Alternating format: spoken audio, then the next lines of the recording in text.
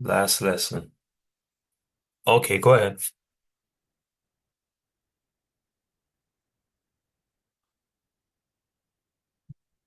Go ahead, Sister Kira.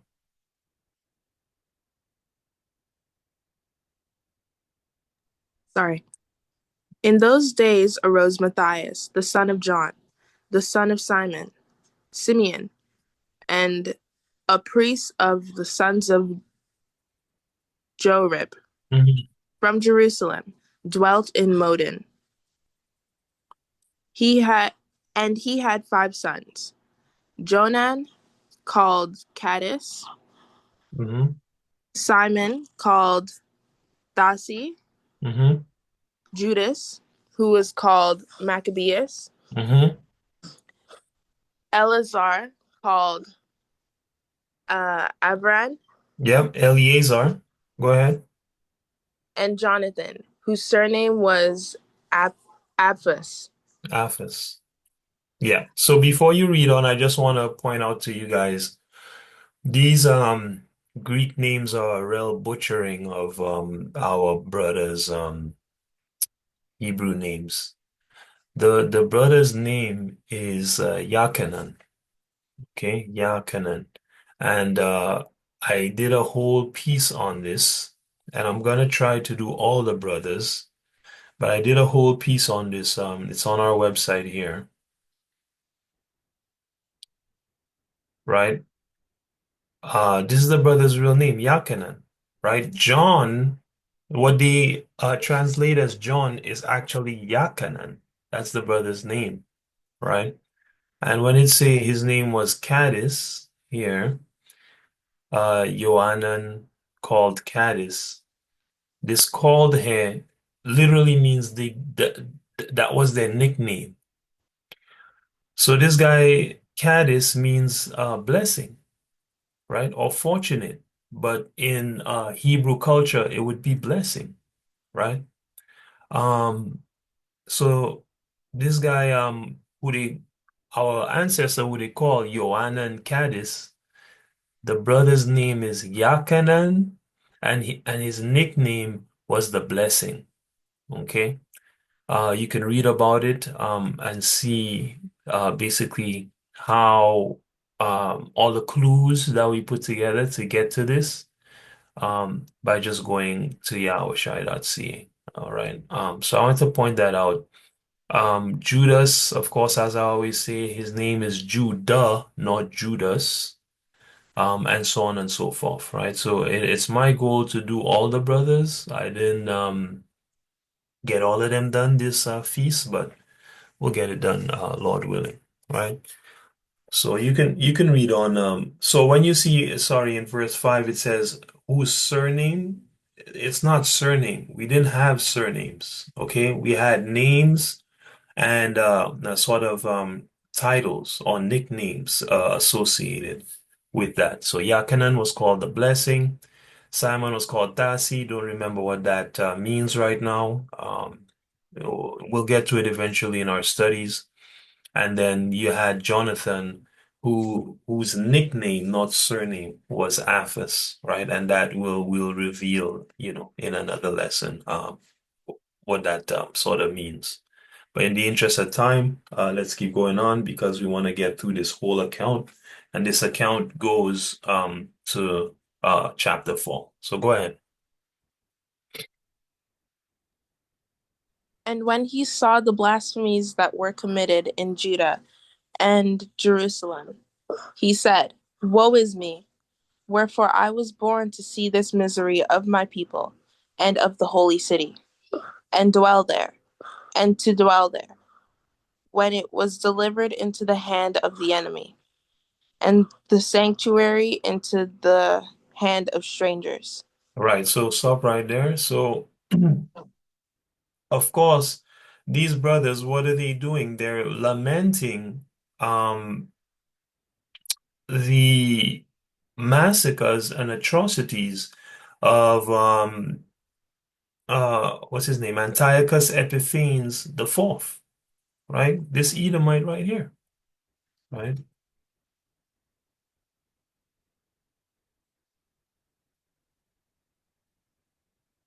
you know, this Edomite right here, right, who massacred our brothers and sisters, okay, our black brothers and sisters in their own country, man. Right? In fact, this guy had a deadly hatred for our people, man. Right? The Old Testament tells you that Esau said after he lost the blessing, um, I'm gonna slay my brother Jacob. But yet he never actually killed Jacob.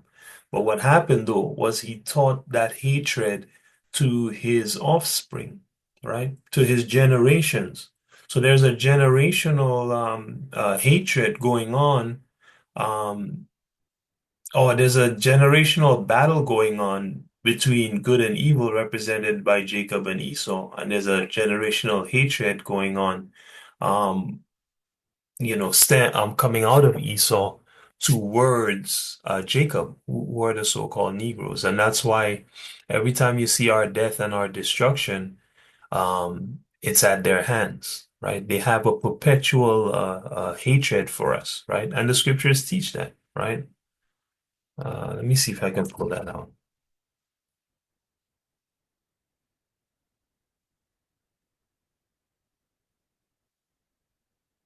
So this is the Most High, you know, scolding Esau, right? Let's see here. So Ezekiel 35. It says from verse 1, Moreover, the word of Yahweh came unto me, saying, Son of man, set thy face against Mount Seir. Mount Seir, of course, being the homeland of Esau, the Edomites, the so-called white man, and prophesy against it. And say unto it, Thus saith Yahweh God, Behold, O Mount Seir, I am against thee. Right? And when we read our Bibles, we know when the Most High talk about mount, he's talking about nation. How do we know that? When you go to Daniel 2, towards the end, when he tells you that a small stone is going to hit the feet of the Babylonian statue made of various metals, and that small stone is going to grow into a great mountain. And we know from other precepts that the Most High tells us that it's the nation of Israel that will have dominion over the world after this particular kingdom falls. All right, that's in Daniel 7. If you go from 21 on down, that's also in uh, uh, I'm drawing a blank here. That's also in Second Ezra chapter 6, verse 8 and 9, where it tells you Esau is the end of the world and Jacob or Israel is the beginning of it that followeth, right?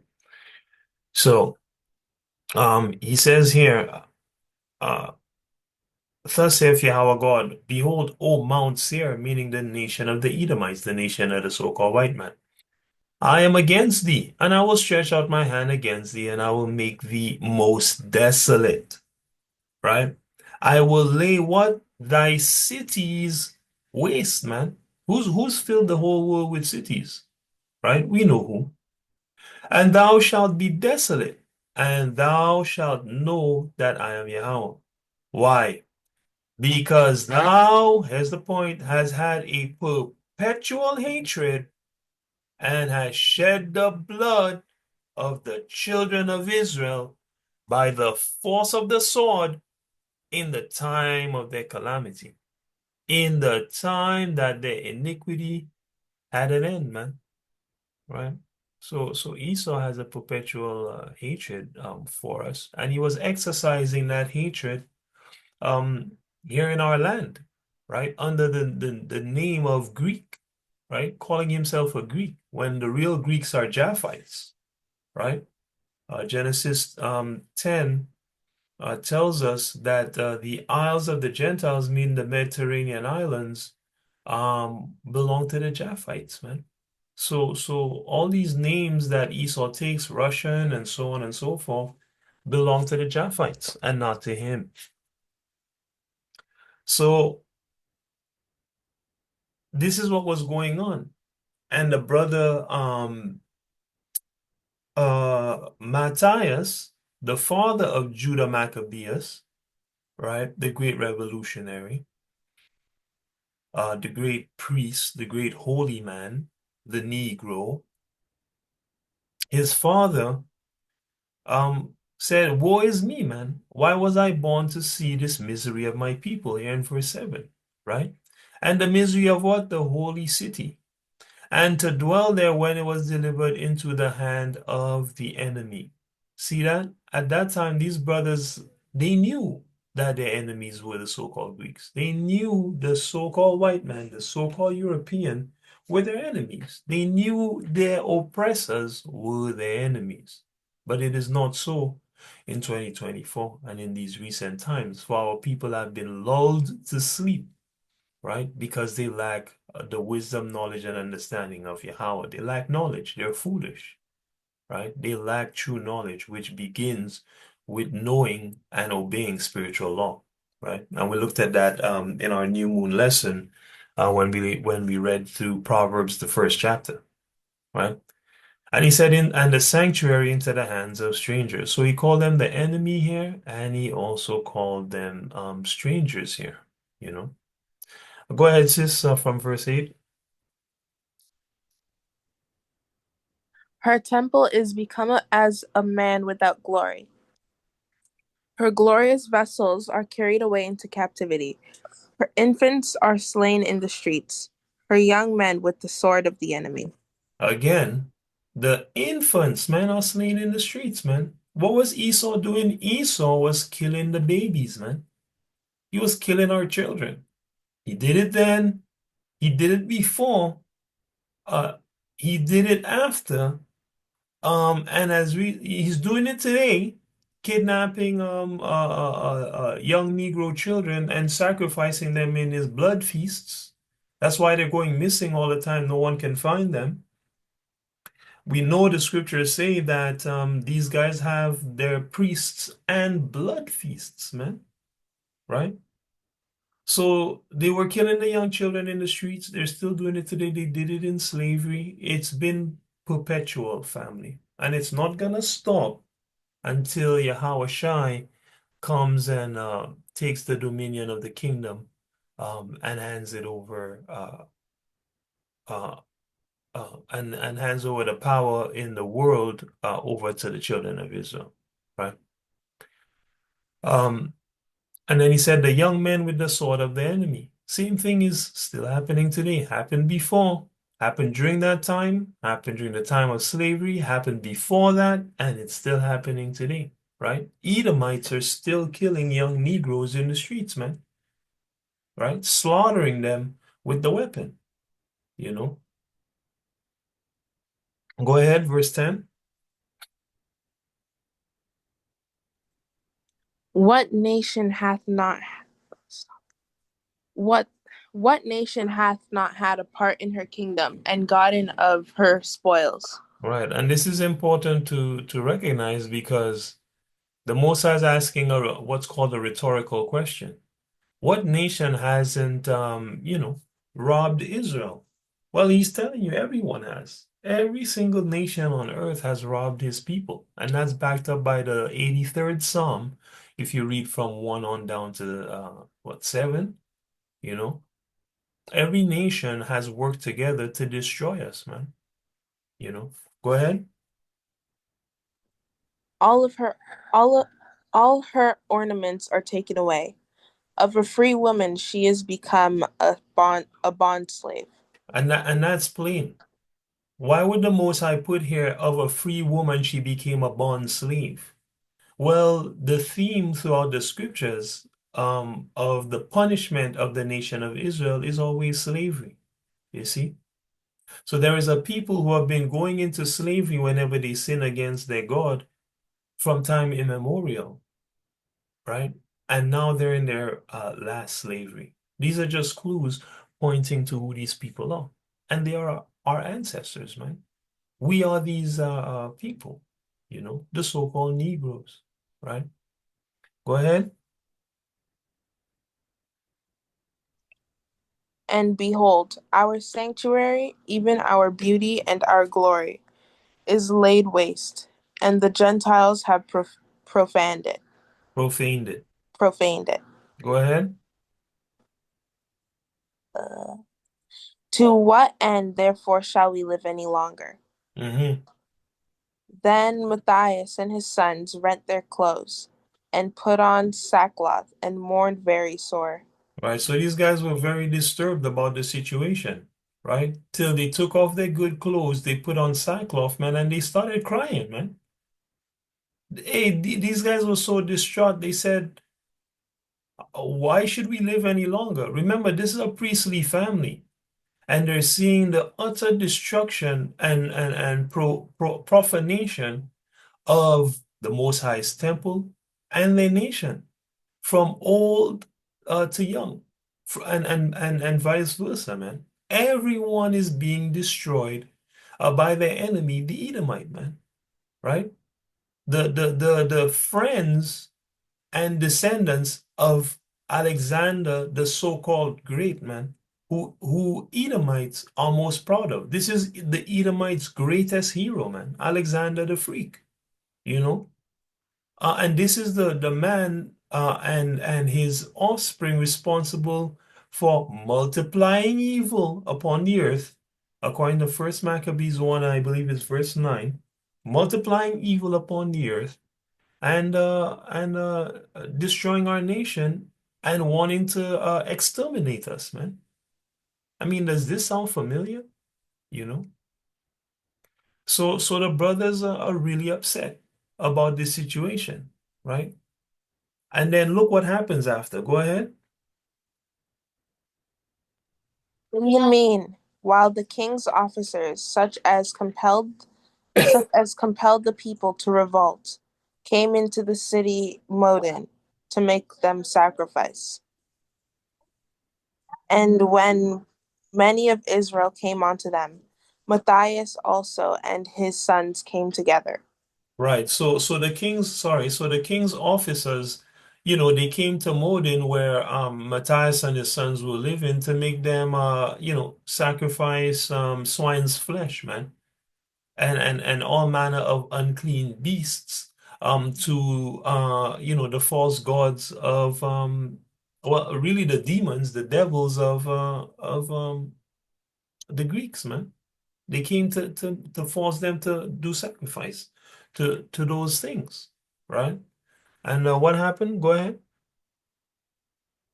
When and many of Israel, yeah, many of Israel came together. So many of our people came to do it, to obey the king. Just like today, many of our people, they come together to keep Christmas and Thanksgiving and Halloween and whatever Esau say, man, they do. Right? Well, the priests came together as well to see what's going on. Just like today, our brothers and sisters, especially our brothers, come together as well during these festivals to go out and rebuke them, man. They stand on the corner with their signs and their shirts and their incense, and they rebuke the hell out of these wicked feasts and try to pull our brothers and sisters out of the fire. All praise to the Most High, right? So the same thing was happening back then, right? Israelites were coming to keep the commandment of the king, and holy people were coming together as well to see what the hell's going on and to rebuke it, right? So what does Matthias do? Verse 17. Then answered the king's officers and said to Matthias on this wise, Hmm. Thou art a ruler and an honorable and great man in the city, and strengthened with sons and brethren. Hmm. Now there now therefore come thou first, and fulfill the king's commandment, like as all the heathen have done. Yea, and the men of Judah also, and such as remain at Jerusalem. So shalt thou and thy house be in the number of the king's friends, and thou and that and thou and thy children shall be honored with silver and gold. and many rewards. Yeah. So as we spoke about at the feast, a the king's officers is looking at the priest of the Most High God, Mattathias, who I believe was the high priest at the time. Let me see.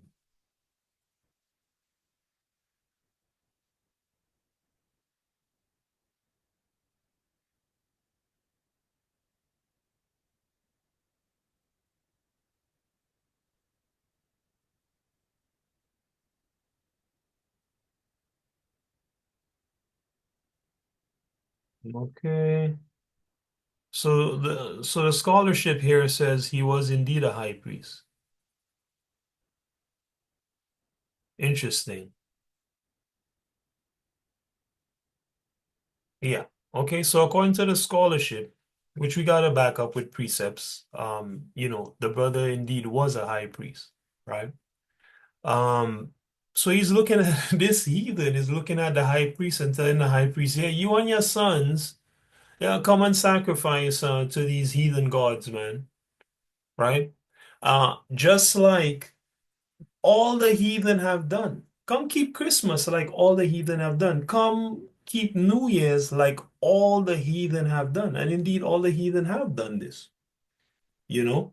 And he said, oh, yeah, and the men of Judah also. See that? So where the scepter is, your strong and influential Israelites, and they're doing the same thing. So you guys come, come, come, come, come. Stop fighting and rebelling. You guys do the same thing. Come on, right? And hey, if you guys come, we're gonna consider you our friends, right? You're gonna be held in safety by uh, Epiphanes or Epiphanes, sorry, the uh, Epiphanes, the fourth. He's gonna keep you safe. The same man that killed all your people and your children, yeah, he'll count you among his friends. And we'll give you guys money as well, man. We'll give you guys silver and we'll give you guys gold. You know, just come and set the example for the people to leave the Most High commandments as the high priest. That's the contract, that's the deal the devil brought to these brothers, man. And when we look around today, many of our people take the deal.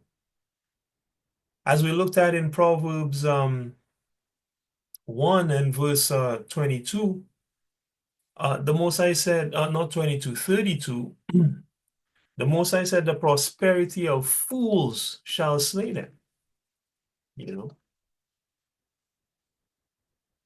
So they're asking these brothers to come and to be prosperous fools, man, right? And here what the high priest, full of honor and the zeal of the Most High, says to him, right? But before we read that, here's Proverbs 1:32. The turning away of the simple shall slay them, and the prosperity of fools shall destroy them, man. Right? And that's why you see, many of our people, they're doctors and they get a lot of money and fame and clout from Esau. The the the latest of which is Denzel Washington, and they give up their soul, man.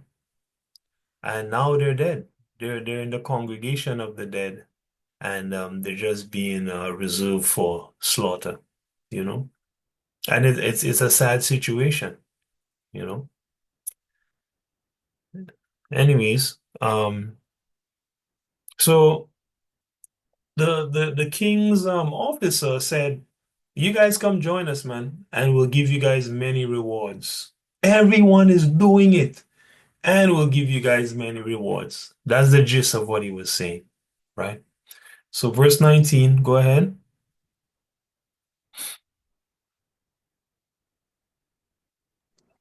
Then Matthias answered and spake with a loud voice, though all the nations that are under the king's domain obey him, and fall away every one from the religion of their fathers, and give consent to his commandments. Yet will I and my sons and my brethren walk in the covenant of our fathers. Mhm. God forbid that we should forsake the law of the ordinances. The law and the ordinances, right? So this brother start to shout at the top of his voice, man, and say, listen, I don't care what the hell these other people are doing, but you see, me, my sons and my brethren, my house, we will serve Yahweh. How? He said, God forbid that we should forsake the law and the ordinances, right? And he took these books out of the scriptures to teach our people through the devil religion of Christianity that it's okay to leave the laws, statutes, and commandments. When these brothers gave their lives to be able to keep the laws, statutes, and commandments, and they said, God forbid that we should forsake the law and the ordinances, man. This is how egregious it is to leave the law, statutes, and commandments. If you left the law, statutes, and commandments, you're not serving the Most High God. You're serving Satan. So they had to remove these books because the people would read this and realize we have to keep the law, statutes, and commandments of the Most High. Right? So the brother Matthatias is like, the hell with you guys. Yeah, I don't want your gold. I don't want your silver. I don't want to be friends with the damn Greek king, yeah, the Edomite, my enemy. To hell with you guys, you know? And and then what did he continue to say in verse 22 there?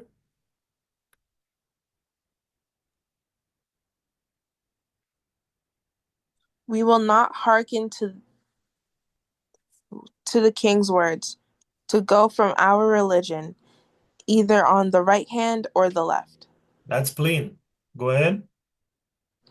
Now when he had left spe- now when he had left speaking these words, there came one of the Jews in the sight of all to sacrifice on the altar, which was at Modin, according to the king's commandment.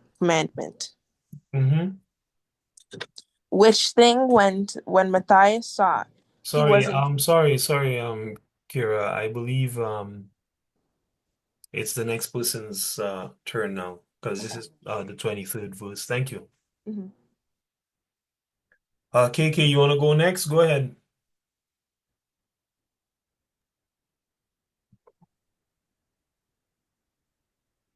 KK, you there? Yes. Okay, go ahead. Which thing when Matthatias Matthias or Mattathias. saw, he was inflamed with zeal and regions trembled, And and his regions trembled. his reins, okay, his reins trembled. Go ahead. Neither could he for, forbear to shew his anger, according to the judgment where he ran, and According to judgment, wherefore he ran. Go ahead. slew him on the altar, Right. So upon the altar. he ran up and slew the Israelite on the altar, man, that was sacrificing to Satan.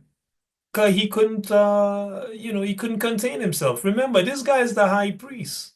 And we spoke about this many times before. The high priest were there to teach you the law, statutes, and commandments and to live exemplary lives concerning the law, statutes, and commandments, but they were also there to kill transgressors, man.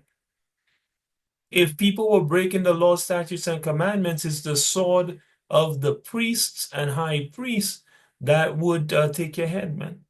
Or their hands that would stone you to death, you know? So go ahead in 25. So that's why this brother wasn't able to help himself. He's like, yo, this man's the disrespect is too high.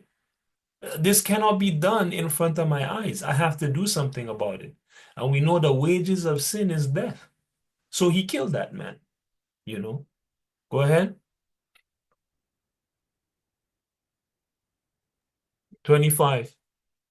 Also, the king's commissioner who compelled men to sacrifice, he killed at that time, and the altar he pulled down.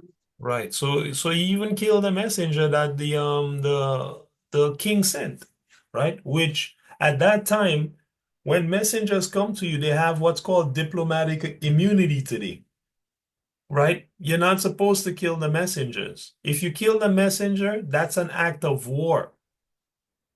So when this brother killed the messenger, he's saying, "Bring it, Esau. Bring it. You're going too far now, you know." Go ahead. Thus dealt 26. Thus dealt he zealously for the law of Yahweh, like Phinehas did unto Zabrai the son of Salem. And that's supposed to be Phineas, but it's okay. It's the Greek. They've just ruined it, basically. Go ahead. And the 27. And cried Mattathias, sorry. cried throughout the city with a loud voice, saying, hmm Whosoever is zealous of the law and maintaineth the covenant, let him follow me. All praises. Go ahead. So he and his sons fled into the mountains and left all that ever they had in the city. Right. So as the high priest Mattathias, is getting ready to war against the Edomites, he puts out a call for soldiers. And the only soldiers he picks are those that are zealous for the law of Yahweh and keep the covenant of Yahweh, right? So as when in times of danger, brothers and sisters, when we gotta flee, you know, when we're fighting against our enemies, it is wise to take those who are zealous of the law of Yahweh and those who maintain the covenant. Because if you take people who don't maintain the covenant or are zealous of the law of Yahweh, it will certainly be a hindrance to your fighting force, right? Um, Go ahead in verse 28. And then many that sought after No, I justice said and verse judgment. 28. So he and his sons fled into the mountains and left that all that ever they had in the city. Mhm. Go ahead. Then many that sought after justice and judgment went down into the wilderness to dwell there, hmm both they and their children, and their wives, and their cattle, because of afflictions hmm increased upon them. Yeah, and afflictions increased sore upon them, right? So because they did this, of course, the Edomites are going to put more pressure upon them. So anyone that was looking for justice, we hear this thrown around today all the time, justice for so and so and justice for so and so. Well, anyone that was looking for justice at that time and for judgment, which is recompense, repayment, they went down to the wilderness, man, to meet up with the high priests and the high priests' brothers and uh, sisters and wives and cattle and so on and so forth, right? They came to the congregation of the righteous for help. Because what? They wanted to see justice done, right? And they wanted recompense upon the enemies. So these are the kind of people that you should be when we're pilgrims upon the earth. These are the kind of people that you accept into your spaces, your camps, your congregations. If we are not around as parents and guides, you young men especially got to have this in your mind. Don't bring anybody into the fold who is not seeking after justice and the judgment of our enemies. You understand? And don't bring no one into the fold who is not, what do you call it? Diligently keeping the laws, statutes, and commandments of Yahweh. So even if it's three of y'all and you don't find another person, stick with the three of y'all and keep it moving, right? So these are the standards that we hold to, when war is upon us, right? And for you young ones on the line, war will be upon us again in your lifetime.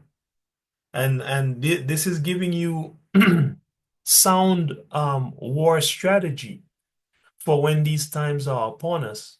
And this world or this kingdom is lawless. When this kingdom falls apart, these are the things that you ought to keep in mind um, to preserve your life and to preserve your spirit, most importantly, right?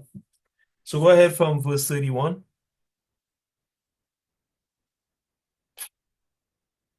Now when?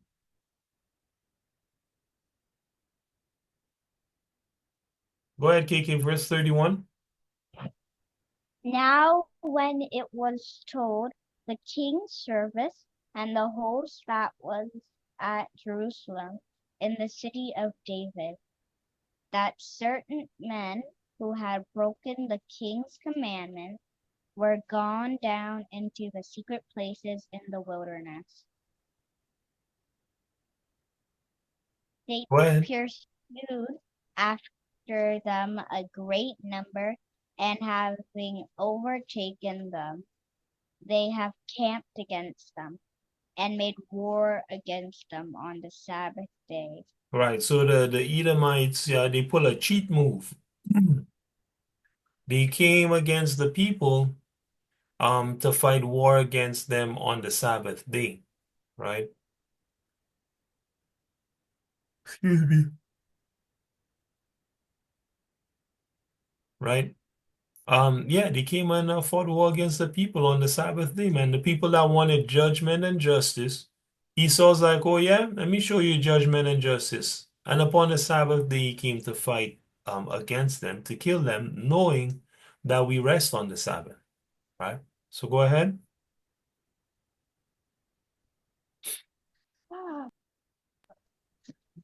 Verse 33. And and they said unto them, let that which ye have done hitherto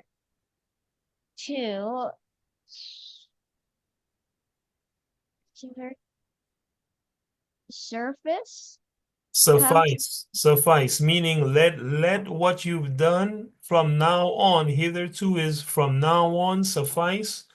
It means be enough. So the things that you have done from now on, let it be enough. Okay? Meaning stop what you're doing. Go ahead. Come come forth. forward and do according to the commandment of the king shall ye shall leave.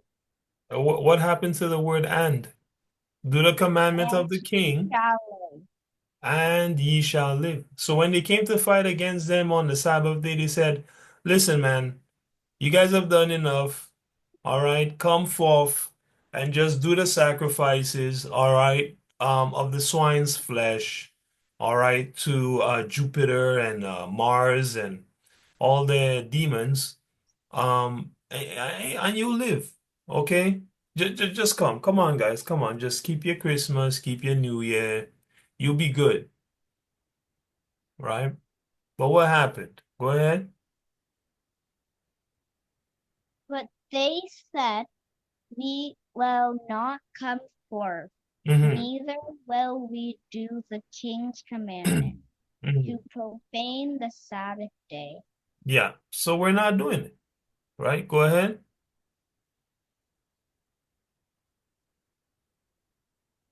So then they gave them the battle with all speed. Right. So, sorry. So our ancestors are like, okay, well, hey, what? We're not keeping your Christmas. We're not keeping your New Year's. We're not keeping your Thanksgiving. We're not keeping any of your damn filthy holidays. Okay? And we don't care if it costs our lives, you know, comparing to today, obviously. Right? He said, nah, man, we're not coming to do no sacrifices. Right? Y'all want to kill us on the Shabbat? Go ahead. We're not breaking the Shabbat. We're not profaning the laws and statutes of our God, man. Right? So then what happened? They gave them the battle with all speed, right? 36. Howbeit they answered them not, neither cast they a stone at them, Mm-hmm. nor stopped the places where they lay hid, Mm-hmm. but said, let us die in nor city, in In nor city. our innocency. Heaven and earth will testify for us that ye put us to death wrongfully. Right. So here's a thing to recognize. Sometimes the righteous die, and this is in the Bible. The righteous perish, and no man lay it to heart that the Most High is saving them from the evil to come. So here are some innocent people keeping the law, statutes, and commandments of the Most High that died. And they died on the Shabbat, the Most High saving them from the evil to come. The war, the famine, the burning of places, the having to flee. The Most High saved them all from you know, but from those times by calling them to the heavenly kingdom, man.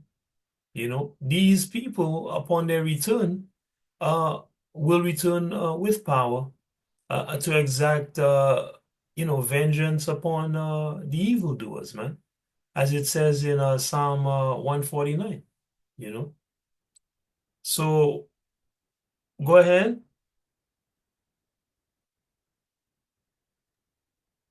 38. So they rose up against them in battle on the Sabbath, and they slew them with their wives and children and their cattle, to the number of 1,000 pieces. Right. So the Edomites killed them, right? Their wives, they killed their children, and they killed their animals too, right? Go ahead. Now when Mattathias and his friends understood hereof, they mourned for them right sore. Mhm. And one of them said to another, if we all do as our brethren have done, and fight not for our lives and laws against the heathen, they will now quickly root us out of the earth. Right, and that's why we stopped at the feast. The brother said, if we don't fight for our lives, man, and our laws against the heathen, they're gonna exterminate us, man. They're gonna root us out of the earth. That's what root us out of the earth mean. Pull us out of the earth. We'll be gone, exterminated. There'll be no more Israelites. We have to fight, right? Go ahead.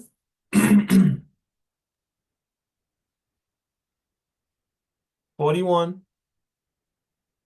And at the time Therefore they decreed, saying, whosoever shall come to make battle with us on the Sabbath day, we will fight against him, neither will we die, all as our brethren that were murdered in the secret places. Mm-hmm. Then came there unto him a company of the Assyrians, who were mighty men of Israel. Even all such were voluntary, devoted unto the law. Right. Stop right there. Stop right there. So it said when it said the brothers decided and decreed, meaning what? They gave instruction to the people that we're gonna fight on the Shabbat. Okay? We're not gonna allow these people to root us out of the earth. If they want to come to us on the Shabbat, well, they're gonna lose their life on the Shabbat, right? And so it said a company of Assyrians who were mighty men of Israel came to them. Um, this word Assyrians is really Chassidians. The Jewish, okay? Some of them call themselves Hasidic Jews, right?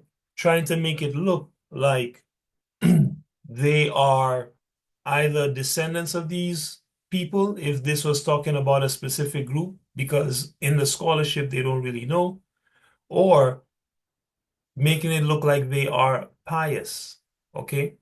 So I encourage you to look up Hasidic Jews or Hasidic Jews, and you will get some information on them, some accurate information on them. But here, this word, I want to stop here because this word Hasidic, okay, or Hasidians means pious ones, okay. So, and this is a direct word out of Hebrew, right? So this sentence could just be saying, hey, after all of this, a group of pious or devoted mighty men of Israel came to them. Mighty men of Israel meaning men that were amazing warriors, right? Came to them along with all other people that were devoted unto the law, right? So this could just be showing us that some warriors, some holy warriors came to back up our brothers and sisters for them to be able to fight on the Shabbat, along with all other people that were devoted to the law, right? Our people were ready for war, man.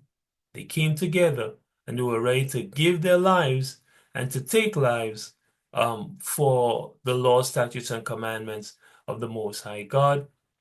And when this society falls into lawlessness and they come to take our lives, we will have to be ready to do the very same things. Okay? And I'm saying that especially for the brothers to know, especially for you brothers. But everyone should know that these times are indeed coming again, and they shall be clear because this entire society will be ravaged with war and lawlessness, and people will come to try to take your life, right? So you, at that time, have to be ready for them, right? Just as our brothers and sisters were ready, right? This is why we read these accounts. The most I want to make sure that we have a warrior spirit. Remember, in the New Testament, it says, hey, you got to have the mind of Christ and then be ready to exact vengeance on the disobedient when your obedience is complete, right? So um, these times are coming, right? So let's see here. Syrians. All right. 43.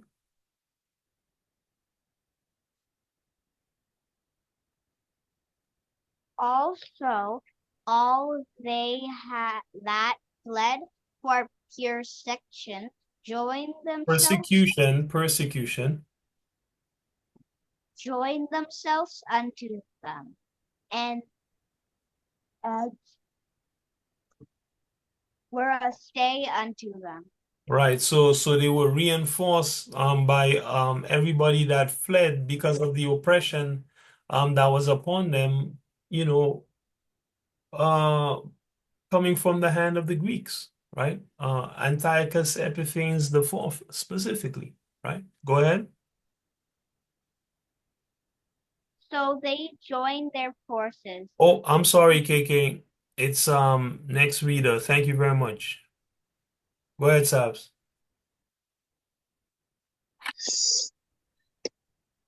So they joined their forces and smote sinful men in anger, and wicked men in their wrath. But the rest fled to the heathen for succor. The core, which is safety. Go ahead.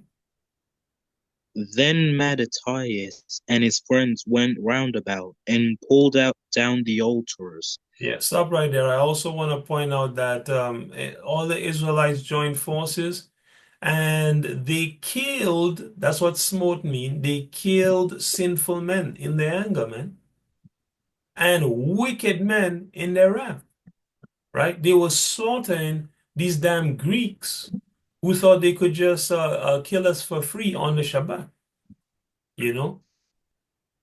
And it said so much so that the ones they didn't get, they ran away to the various nations for safety, you know.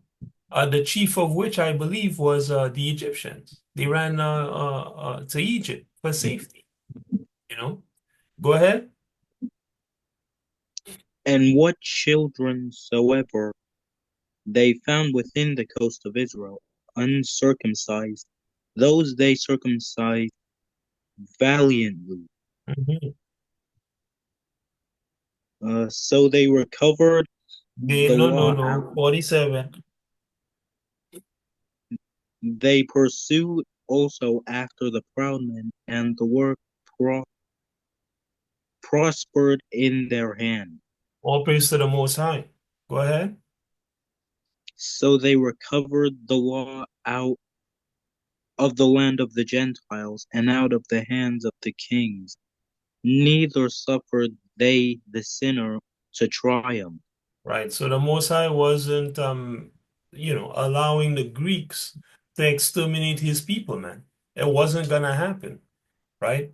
Because, Jeremiah 31:36 cannot be broken, right?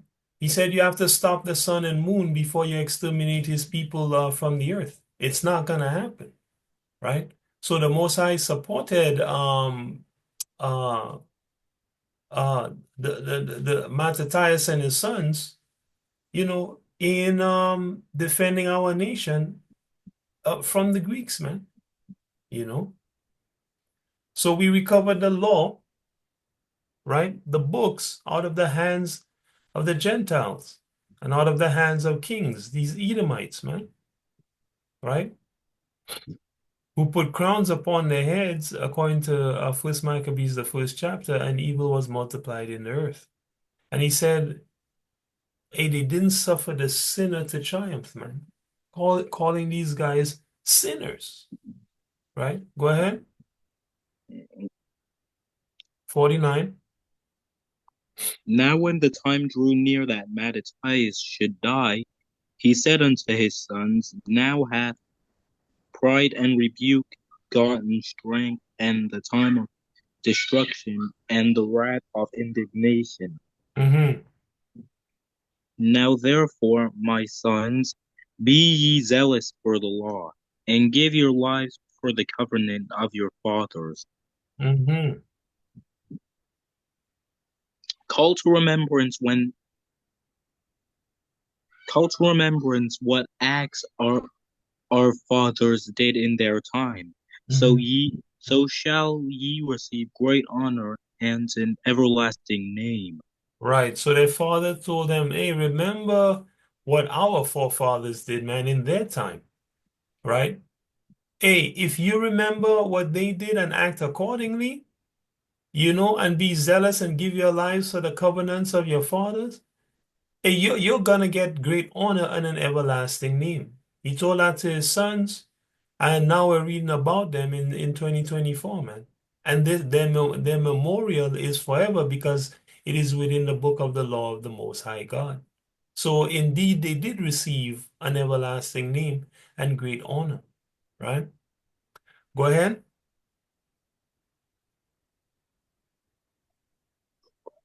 Was not Abraham found faithful in temptation, and it was imputed unto him for righteousness? Mm-hmm. Joseph, in the time of his distress, kept the commandment and was made Lord of Egypt. Mm-hmm. Phineas, our father, in being zealous and fervent, obtained the covenant of an everlasting priesthood. Mm-hmm. Yasha, for fulfilling the word, was made a judge in Israel. Right? Caleb, for bearing witness before the congregation, received the heritage of the land. Mm-hmm. David, for being merciful, possessed the throne of an everlasting kingdom. Mm-hmm. Elias, for being zealous and fervent, for the law, was taken up into heaven. Mm-hmm. Ananias, Azarias, and Misael, by believing, were saved out of the flame. Mm-hmm. Daniel, for his innocency, was delivered from the mouth of the lions. Mm-hmm. And thus consider ye throughout all ages, that none that put their trust in him shall be overcome. Okay, read that again. Verse 61. And thus consider ye throughout all ages, that none that put their trust in him shall be overcome. All praise to the Most High, right? I mean, this is a good precept to write down and note, man. You can put that right by Proverbs 1 and 33, right? Which says,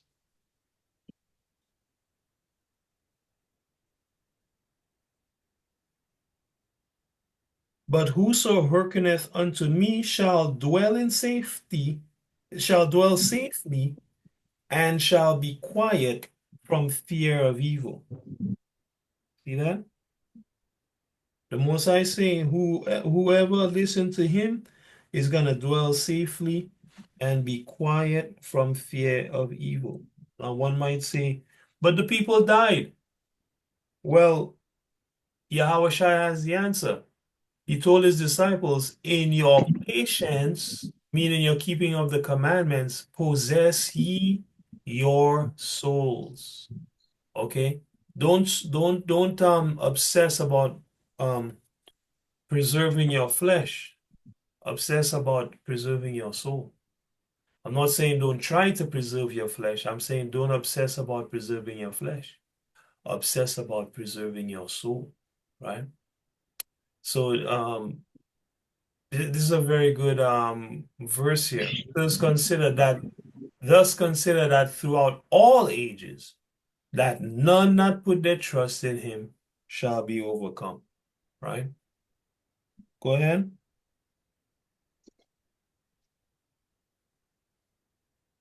Fear not then the words of a sinful man, for his glory shall be dung and worms.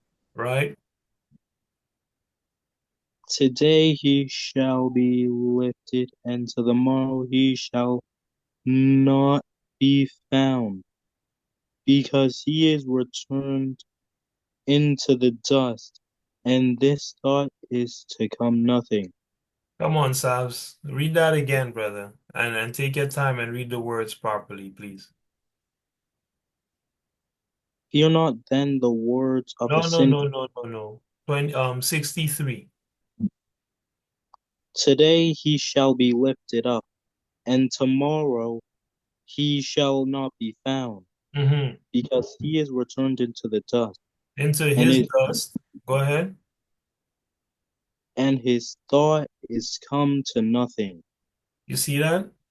So just what I was just telling you guys, in your patience possess your souls. The Most High said the same thing here. Don't fear the words of a sinful man, because today he's lifted up, but tomorrow he shall not even be found, man. Meaning that guy's gonna see his time, right? He gonna return to dust, he gonna die, and all his thoughts gonna come to absolutely nothing. But it is not so with the righteous, right?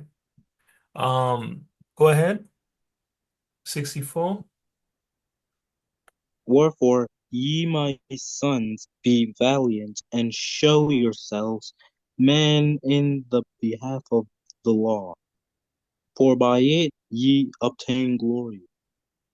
For by it shall ye obtain glory. By the law, you shall obtain glory, not money, not an abundance of things, not the approval of men, but by the laws, statutes, and commandments of the Most High, you shall obtain glory, right?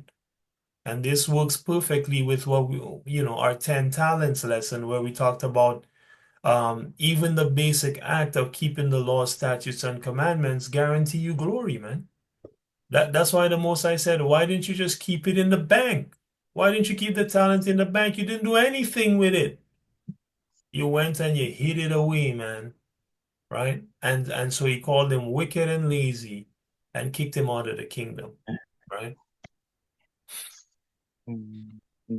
Just keep the law. By that you shall obtain glory, regardless of everything else. Go ahead.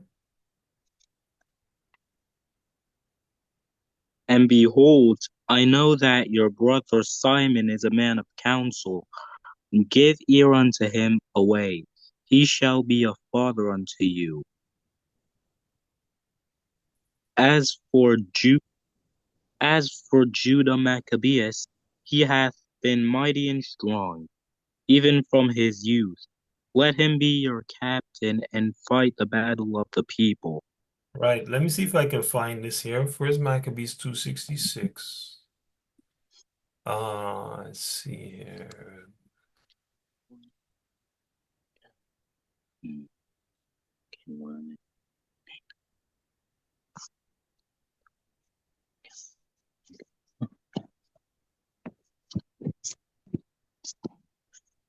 Saba, mute your line when you're not speaking, yeah?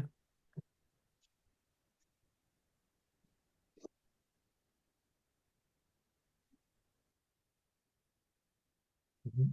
Did I say 26? Oh, where did I get 26 from? 66.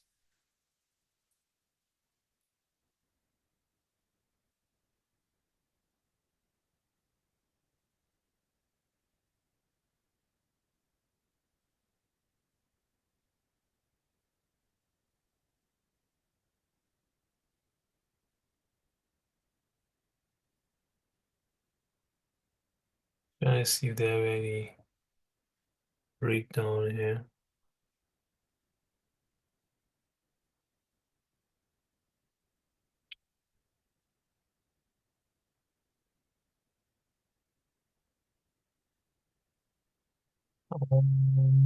Okay, I was looking to see if they would give us the definition of the word.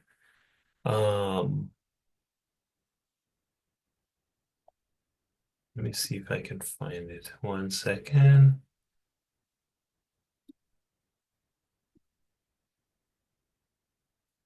Maccabeus meaning.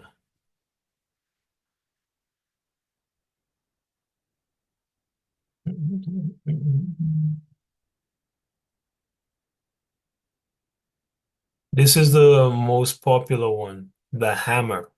Okay.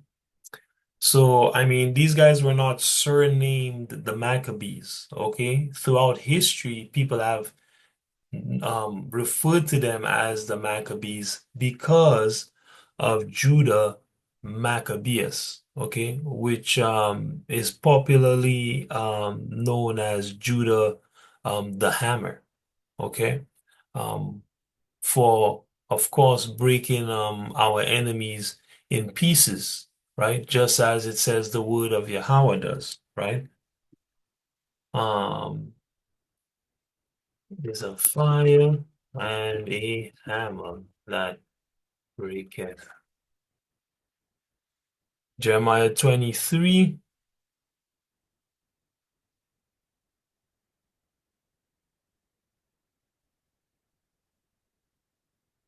29. Is not my word like as a fire, saith Yahweh, and like a hammer that breaketh the rock in pieces, right? So this was just his nickname, Judah the Hammer, right? He had been mighty and strong, even from his youth up. Let him be your captain, said Yahweh, and fight the battle of the people, right? Read on, Sabs.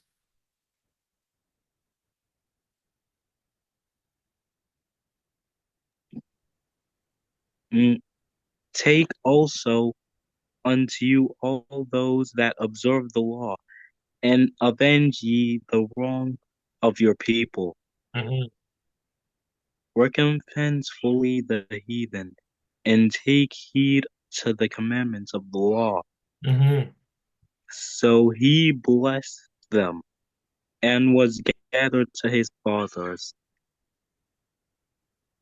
And he died in the 146th year, and his sons buried him in the sep-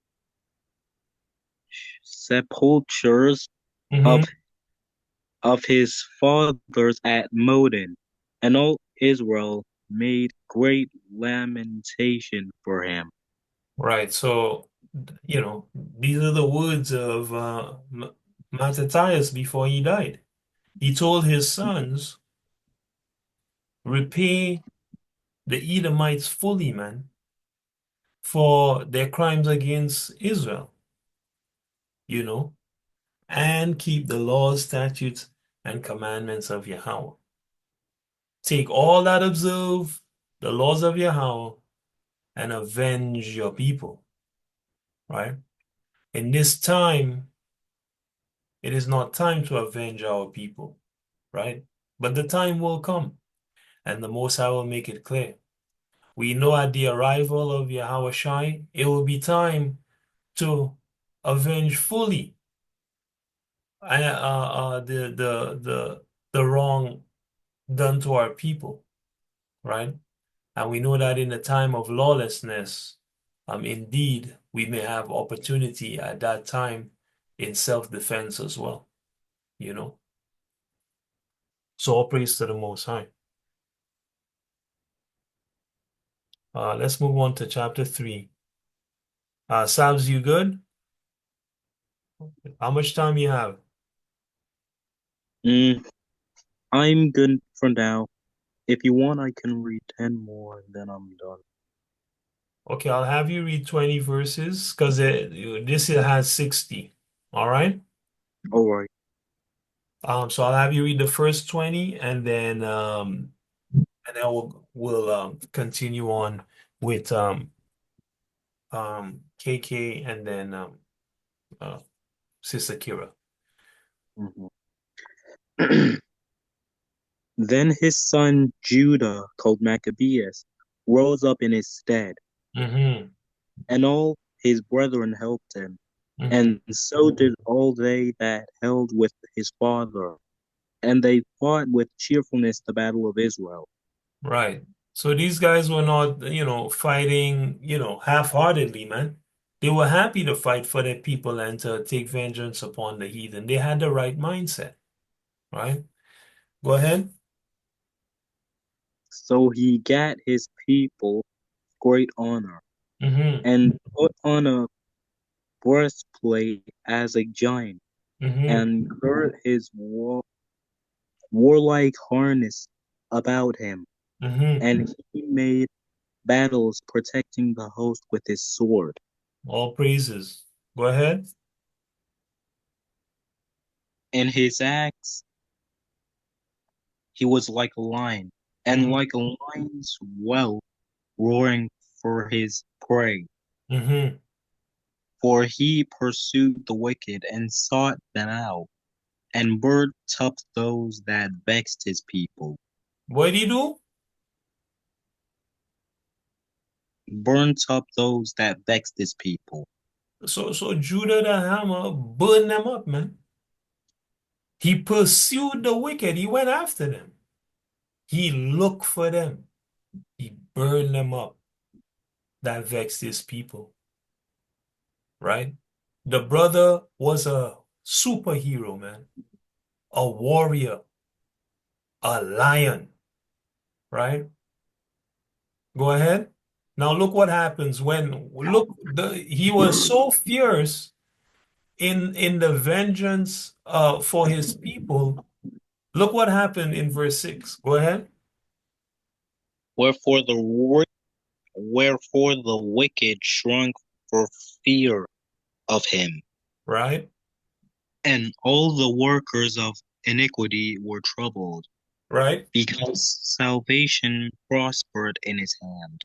What did the Most High call it when Judah was burning up our enemies, pursuing them, and taking revenge? What did he call it here?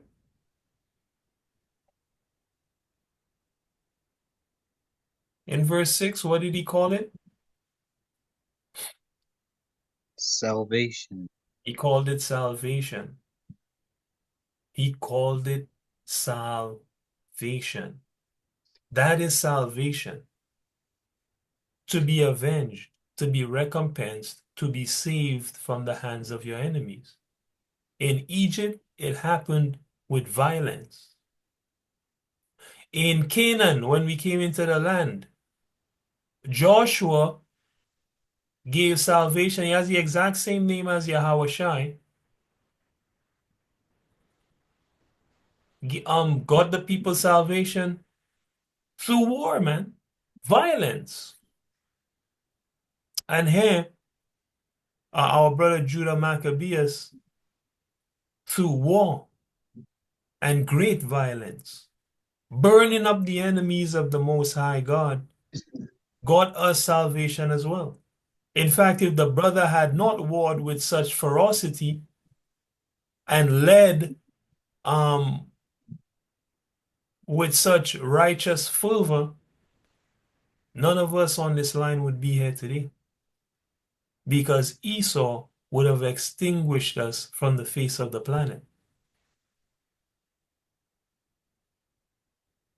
Christianity likes to talk about the soft part, but they don't like to tell you about the warriors, the heroes that shed blood for their people. They like to hide the Negroes who gave their lives for their people. They like to hide the Nat Turners. They'll never give them a holiday. They like to hide the Malcolm X's. They'll never give them a holiday. They like to hide the Judah Maccabeus, Yahweh Shai, Joshua, meaning Caleb's friend. They like to hide all the black heroes, right? And they like to put forth enchantments, Disney to put you to sleep, man. And a message that this one they like to put forth Bob Marley with the one love hippie message, man, to lull our people to death, man. You know. But here within the scriptures, all praise to the Most High, we see the salvation of our people through the war of our warrior priests, man. And the brothers especially need to hold on to this spirit. Ensure that your spirit is a warrior one. Be wise, be quiet, be silent even, but be a warrior, right? And be ready to avenge your people uh, when that time comes, you know? Okay, I think you're at verse 7. Yep. Go ahead. He grieved also many kings, and made Jacob glad with his acts, Mhm. and his memorial is blessed forever. And his memorial is blessed forever. The brother doesn't have a memorial that Yahweh is ashamed of. He has a blessed memorial, and we shall speak of it in this manner, for it is blessed. You know, where are the blessed memorials? Hmm? The heathen like to put forth Martin Luther King as a blessed memorial. That's a cursed memorial, man. The man was a bald-faced a sinner trying to integrate us with our enemies. There's a long list of so-called revolutionaries in amongst our nation that basically try to integrate us into the mindset of the heathen, man. The list is too long to even name names. The John Henry Clarks and I mean, it's too much. These are not the memorials, man, that are blessed forever.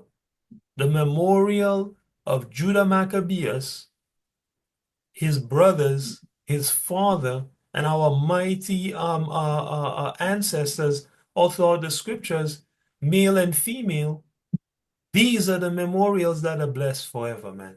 These are the real heroes. These are the people's pictures you should have up in your house and cartoons, comic books that should be made and all of these things. And I'm led to believe all these things will come to pass. And now people are reading Superman. You know, they're gonna have to read about Judas Maccabeus, man, when the kingdom is established, you know. And all praise to the Most High for that. Truth, like he says, truth that has so long been without fruit is gonna flourish in the earth, you know. Let me see if I can find that.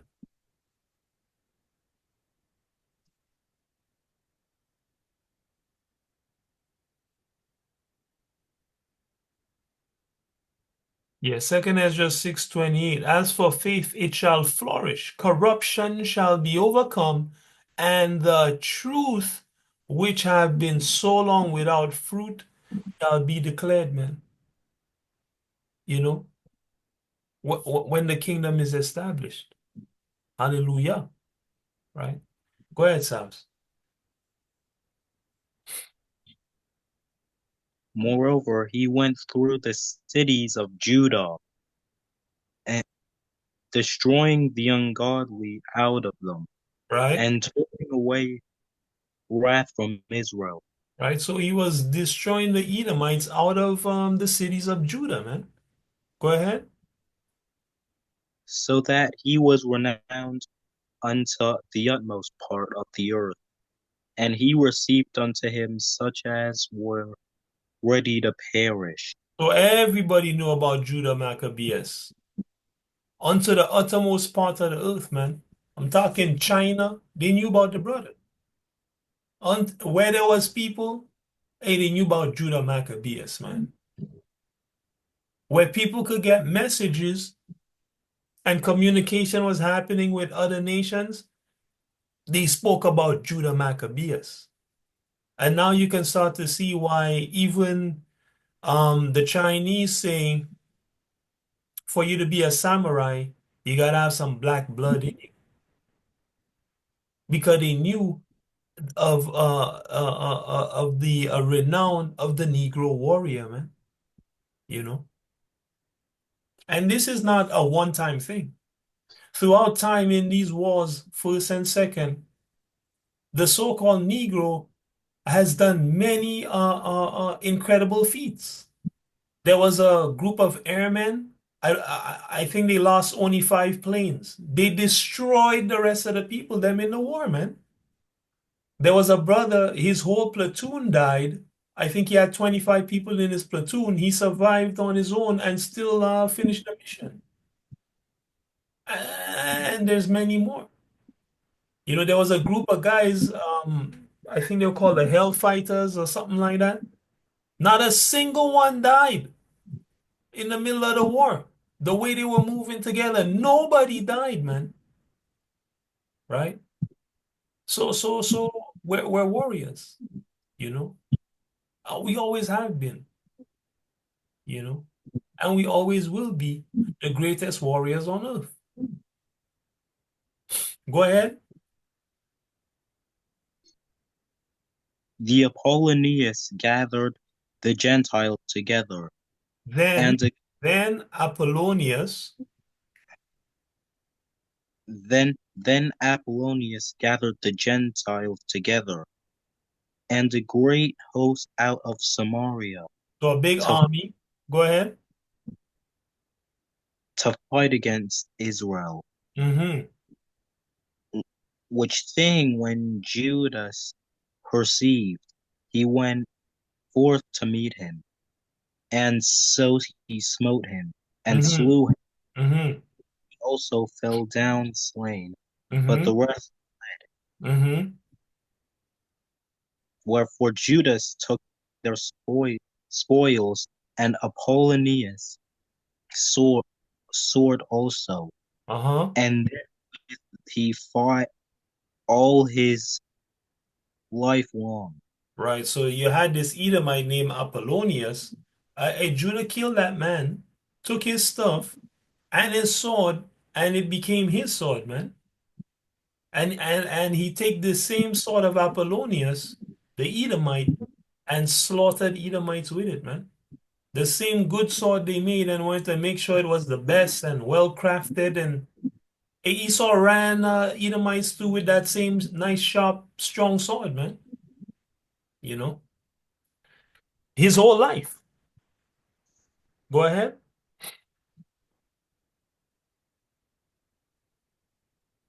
Now when so Now when Sauron, a prince of the army of Syria, heard say that Judas had gathered unto him a multitude and company of the faithful to go out with him into war, Mm-hmm.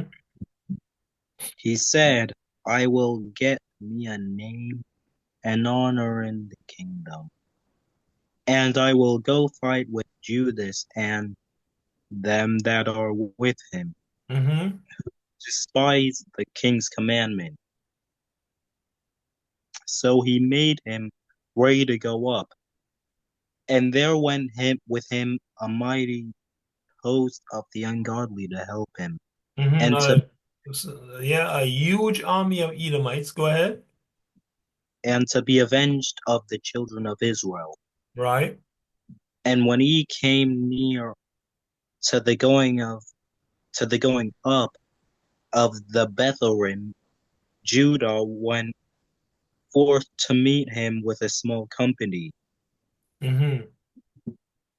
who when they saw the host coming to meet them, said unto Judah, how shall we be able, being so few, to fight against so great a multitude and so strong, seeing we are ready to faint with fasting all this day?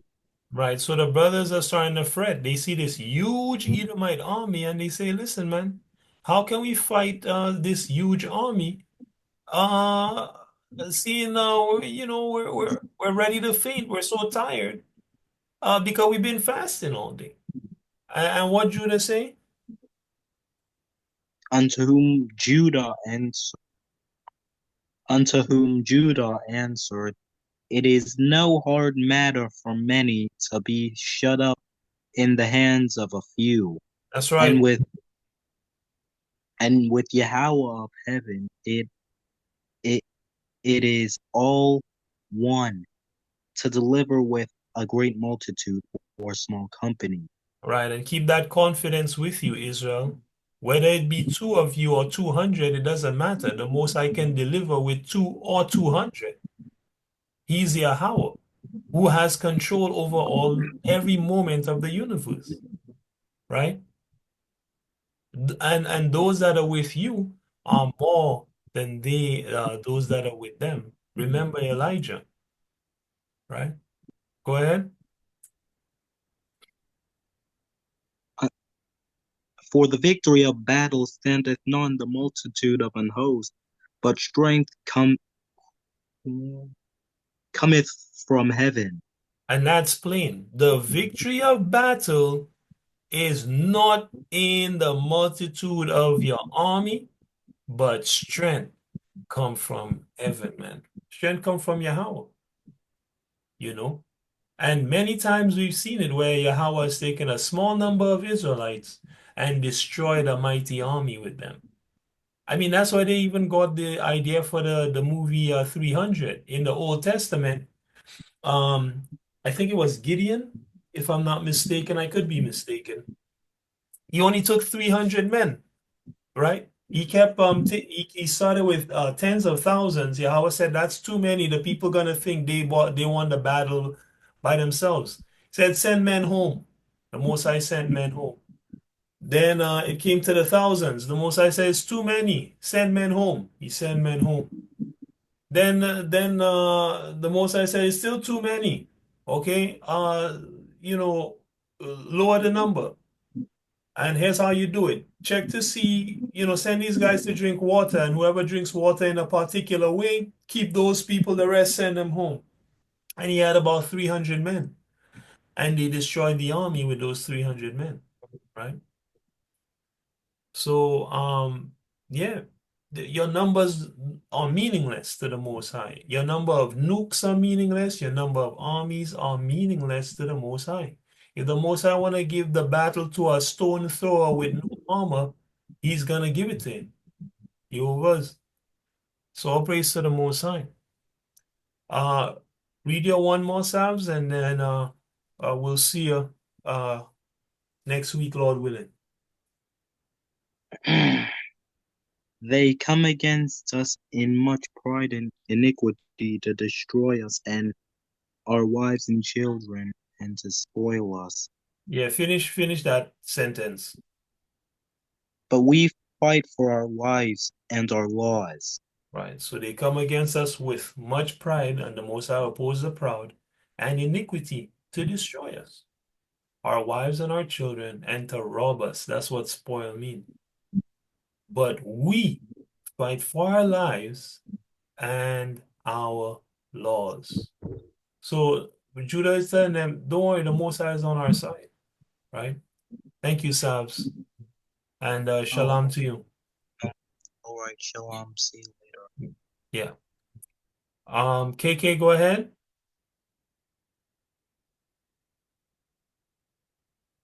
So family, it look like we're going to finish this chapter, and we're gonna have to keep the next chapter for next week, Lord willing. Um, but KK, let me see. Go ahead from 22.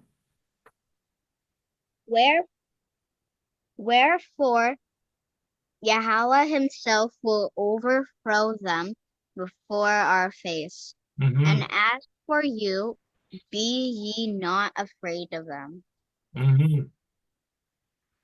Now as soon as he had left off speaking, he leapt suddenly upon them, and so Saron and his host was overthrown before him.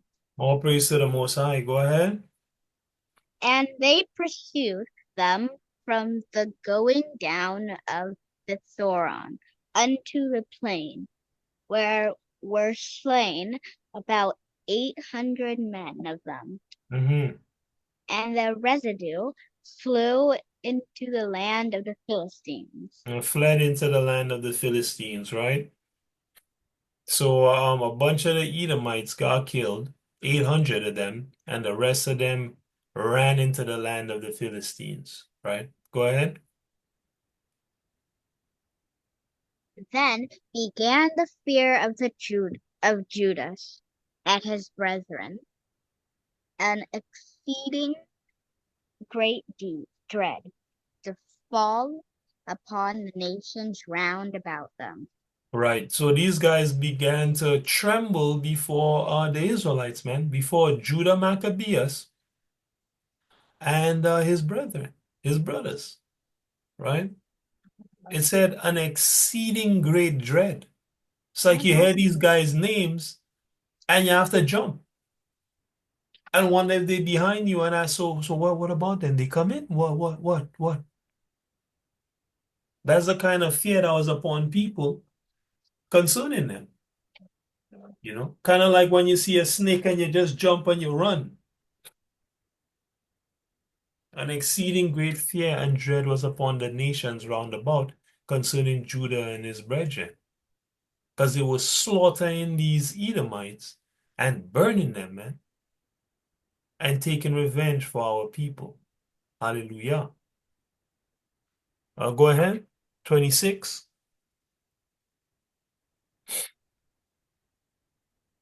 Insomuch as his fame came unto the king, and all nations talked of the battles of Judas. Go ahead. Now when the king and Antiochus. Antiochus heard these things, he was full of indignation.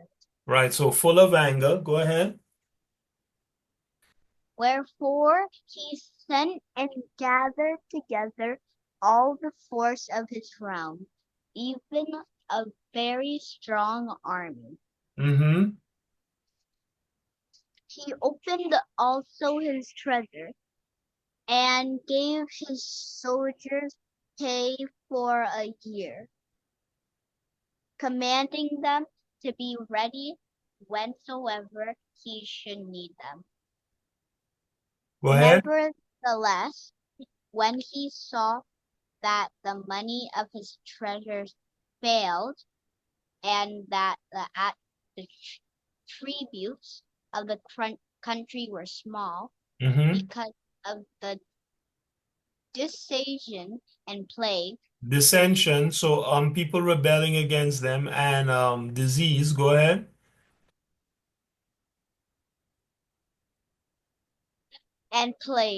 which he had brought upon the land in taking away the laws which had been of old time. Mm-hmm. He feared that he should not be able to bear the charges any longer, nor to have such gifts to be liberty as he did before. To give so liberally, right? Go ahead. As he did before. For he had a bound above the kings that were before him. So 1 second.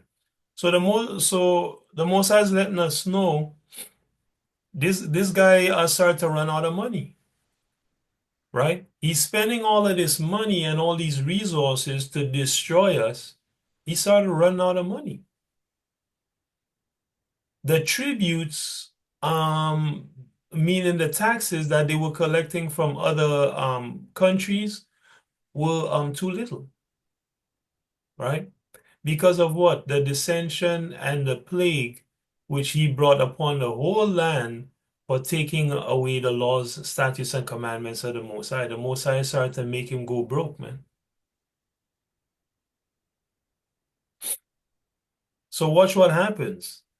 Now, him fearing that he wouldn't be able to pay his soldiers and he won't be able to, give out gifts liberally like any rich king is supposed to be able to do. Being afraid of that, look what he does, right? 31.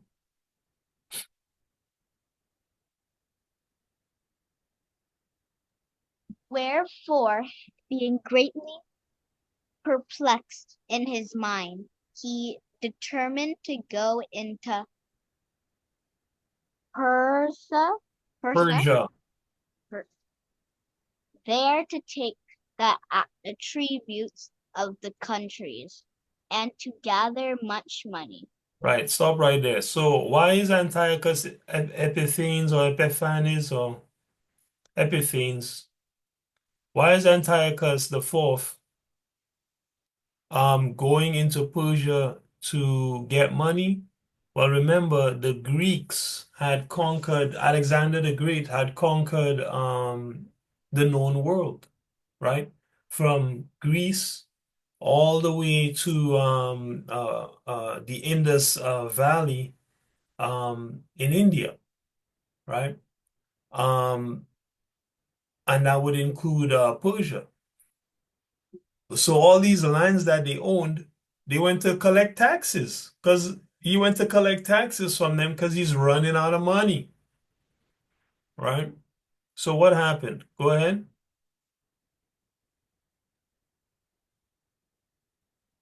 He's running out of money to fight against Israelite. So he Go left ahead. Lysias, a, Lysias, a noble man and one of the blood royal, to oversee the affairs of the king from the river Euphrates Euphrates, unto the borders of Egypt. right? So he left an Edomite named Lysias to look over his affairs from the river Euphrates to the border of Egypt, right? Let me see if I can pull up this Euphrates.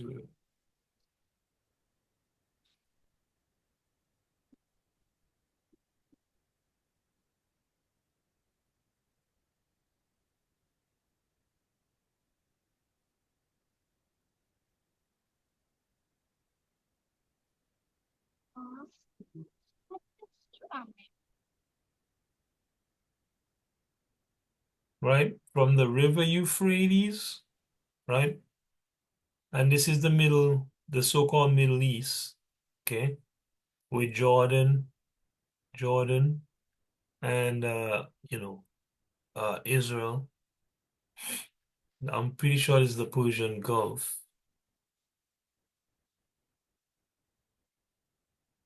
But this is an even better thing map. Oh, this is nice. Yeah. So from the river Euphrates, what did it say? To the borders of Egypt, right? From the river Euphrates to the borders of Egypt, which is all this land between here. There's the borders of Egypt, there's the river Euphrates. Okay, so this is all Antiochus had in his possession. And there's a north and south border as well. Um, oh, we can just see. Antiochus Epiphanes Kingdom.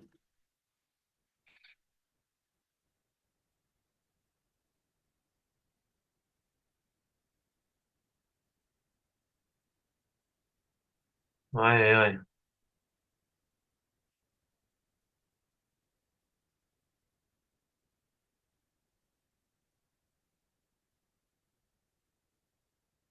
Okay, that's weird.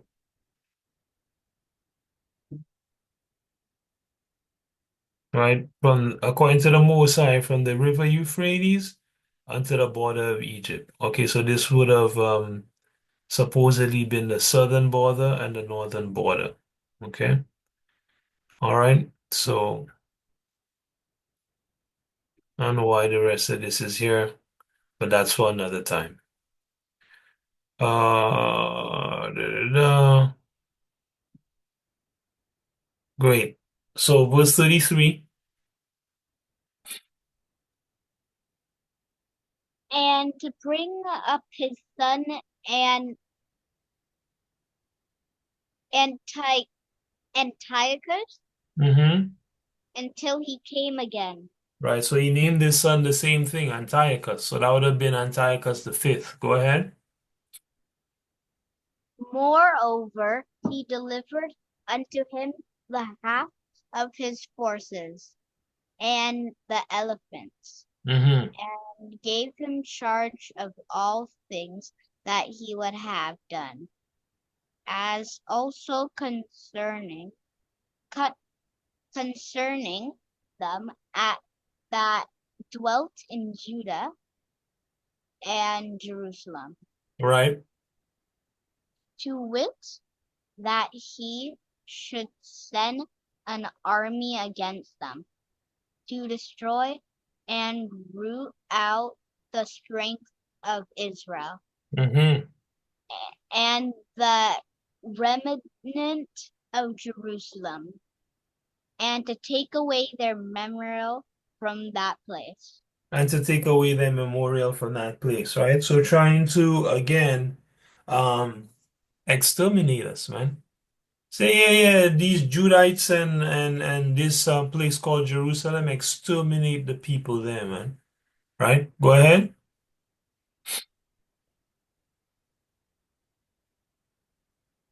36. And that he should place strangers in all their quarters, and divide their land by lot. Right. So the Edomite was planning to put strangers into the land of Israel, which eventually he was able to do once he got us all out of there. He was able to put strangers in all our quarters. That's our houses, man. And he was able to divide the land of Israel by lot, right? Meaning by decree. This gonna be for Palestine. This gonna be for the state of Israel, which is a Edomite state, right? Not a state of the real people. This is just in modern times. They had done it uh, before, till they called the place Palestine, which is a Eastern Roman or Greek name, if I remember correctly. You know.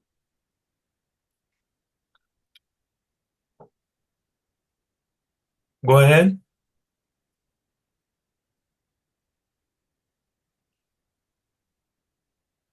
Go ahead. Then Lysias chose No, no, no. You're in 37. Wait. Yeah, you're in 37. So the king took the half of the forces that remained, and departed from Antioch, his royal Antioch. his royal city, the 147th year, and have passed the river of Euphrates. He went Having passed the river Euphrates. Go ahead. he went through the high countries. Mm-hmm. Then Lysis chose Ptolemy, the son of Ptolemy. The P is silent. uh, the son of Dorameus, Menes. Nicor, Doramenes. Okay. Nicanor, and Georg, Georgius, Georges. Mm-hmm. Georges. Mm-hmm. mighty men of the king's friends. Mm-hmm. Mighty man of the king's friends. Uh-huh. So what did he choose these guys to do? Go ahead.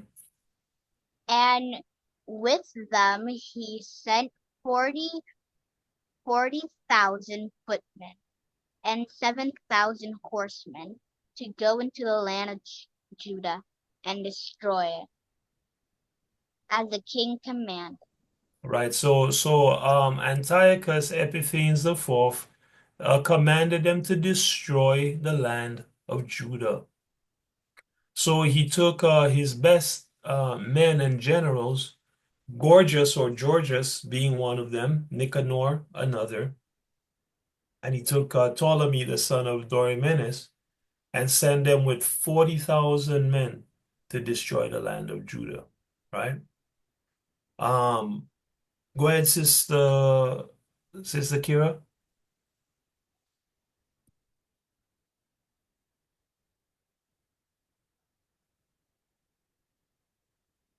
Go ahead, Sister Kira.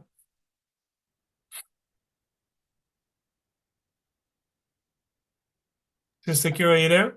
Sorry, yeah, I'm here. 39, right? 40, from 40 on down. 40. Okay. So they went forth with all their power, and came and pitched by, Emmaus? Emmaus in the plain country. Mm-hmm. And the merchants of the country, hearing the fame of them, took silver and gold very much, with servants, and came into the camp to buy the children of Israel for slaves. To do what? Hold on, to do what? To buy the children of Israel for slaves. Right. So I always keep telling you guys the theme is throughout the Bible. Look, we're in the book of Maccabees, man. So before Yahushua came, the Maccabees, the so-called Maccabees, are fighting this battle, and these the Edomites take this in. This is about 160 BC. The Edomites are coming with a large army to destroy Judah and to take the children of Israel for slaves, man. Right? Or rather, the merchants, the merchants of the countries, which were the Canaanites. The word Canaanite literally means merchant. The Canaanites and the Ishmaelites, right, would be the majority, right, coming to take advantage, right? They come with silver and gold to buy the children of Israel for slaves, man, right? Go ahead. A power also of Syria and of the land of the Philistines joined themselves unto them. Right. Now when Judas and his brethren saw that the miseries were yet I'm sorry, sis. Before you read on, this same account is or a similar account showing you that it would be the Hamites that would sell the Israelites to the Edomites. Can be found in the book of Joel, and I believe it's definitely chapter 2. I want to say 27. I'll pull it up real quick. But it says, a power of Syria and of the land of the Philistines. Those would be Hamites. Also join themselves unto these merchants to come do what? Buy the children of Israel for slaves, man. So when you see this being done before the transatlantic slave trade, it wasn't anything new. Okay? They had habitually enslaved the children of Israel when they were on the back foot. So this was just another time to continue the same work that they had been doing. Let me see if I can pull up that Joel.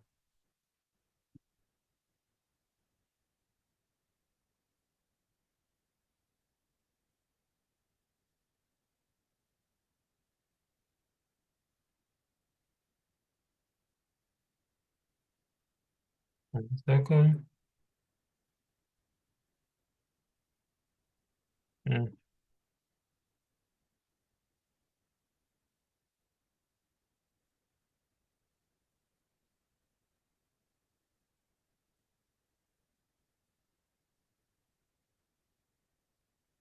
Let's say Joel 2. I meant Joel 3.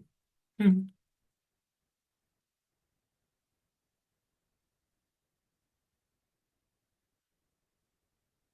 Okay. For behold, in those days, and in that time when I shall bring again the captivity of Judah and Jerusalem, I will also gather all nations and bring them down into the valley of Jehoshaphat, and will plead with them there for my people and for my heritage Israel, whom they have scattered among the nations and parted my land.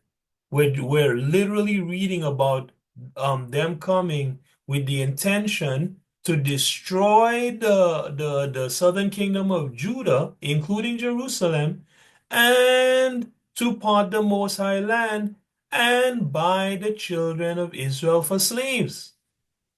See that? It says, and they have cast lots for my people. They have given a boy for a harlot and sold a girl for wine that they might drink. Right? Who? What have you to do with me, O Tyre and Zidon? Okay, and this is a longer study, but these are two Hamite nations.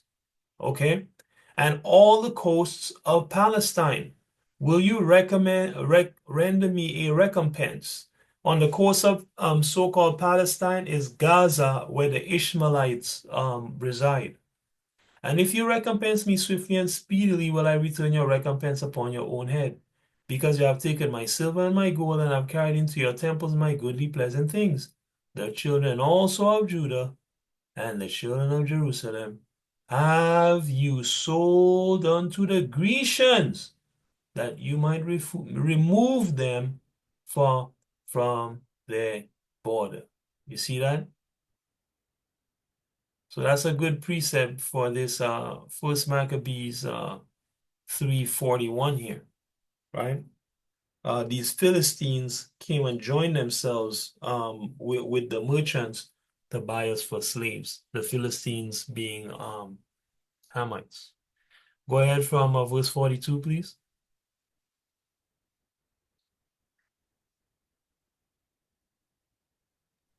Now when Judas saw his brethren that miseries were Now when Judas and his brethren saw that miseries were multiplied, and that the forces did encamp themselves in their borders, they for they for they knew how the king had given commandment to destroy the people and utterly abolish them. They said one to another, let us restore the decayed fortune of our people, and let us fight for our people and the sanctuary. Mm-hmm.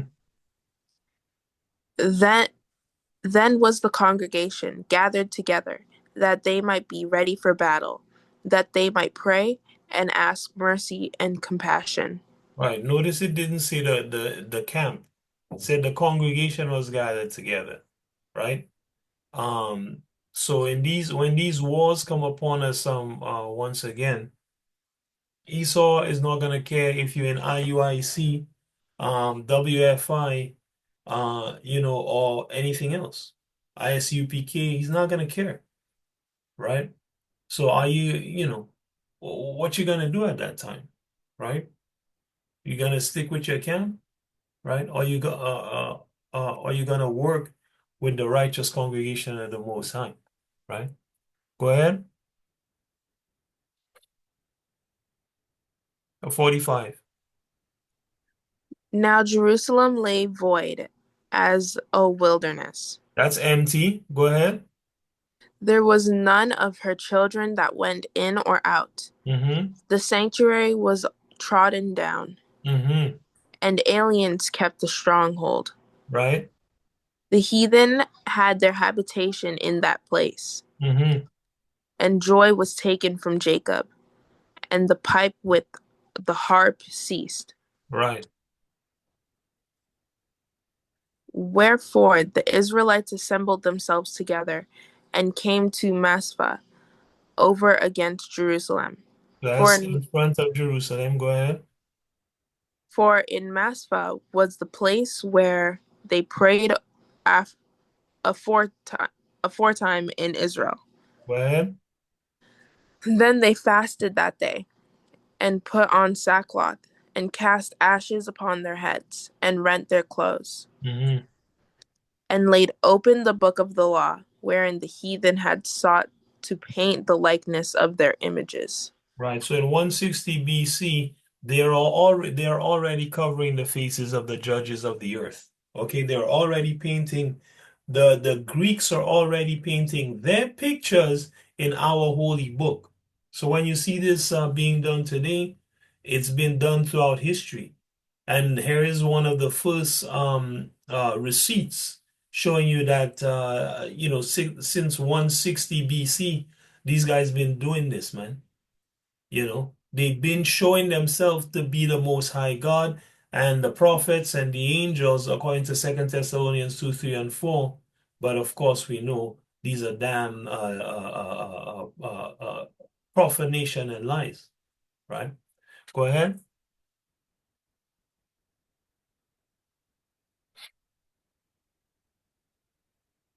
49.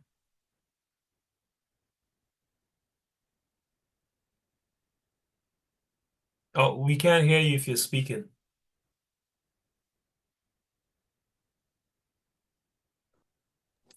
Sorry, 49. Yep. They brought also the priest's garments, and the first fruits, and the tithes, Mm-hmm. and the Nazarites they stirred up, Yeah. who had accomplished their days. Right. Then they cried with a loud voice toward heaven, saying, "What shall we do with these? And whither shall we carry them away? Mm-hmm. For thy sanctuary is trodden down and profaned, and thy priests are in heaviness and brought low. And lo, the heathen are assembled together against us to destroy us. Mm-hmm. What things they imagine against us, thou knowest. How shall we be able to stand against them, except thou, O God, be our help?" Right. Then sounded they with trumpets, and cried with a loud voice. Mm-hmm. And after this, Judas ordained captains over the people, even captains over thousands, and over hundreds, and over fifties, and over tens. Mm-hmm. But as but as for much but as for much as Such. sorry, but as for such as were building houses, or had betrothed wives, or were planting vineyards, or were fearful, those he commanded that they should return, every man to his own house, according to the law. Right. So it's kind of funny that notice here that according to the law, if you're building a house, you just got married, you're planting crops, or you're too scared. You can't go to war according to the law of the Most High. Right. So this practice of conscription that they do in Edom in the kingdom of Babylon, where they send you to war scared as hell, is just straight folly, because you're not supposed to send a scared man to war, you know. Go ahead.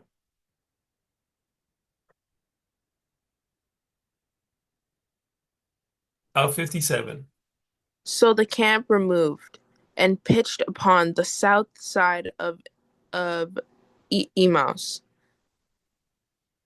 And Judas said, "Arm yourselves, and be valiant men, and see that ye be in readiness against the morning, that ye may fight with these nations that are Hmm. assembled together against us to destroy us and our sanctuary.